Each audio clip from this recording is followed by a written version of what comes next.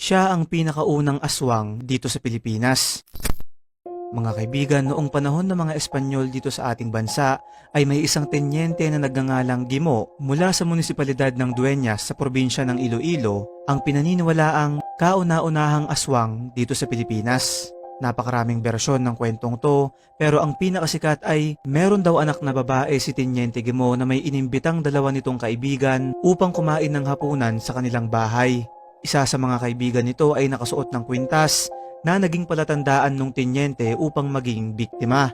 Noong natulog na ang magkakaibigan ay kinain ni Tenyente yung babaeng nakasuot ng kwintas na hindi niya alam ay kanya palang anak na hiniram yung kwintas sa kanyang kaibigan at sinuot bago ito natulog. Walang nakakaalam kung ano ang nangyari sa kanyang mga kaibigan, pero ayon sa mga lokal doon ay sila raw ang nagpakalat ng kwento na hanggang ngayon ay walang sapat na ebidensya kung totoo ba o hindi.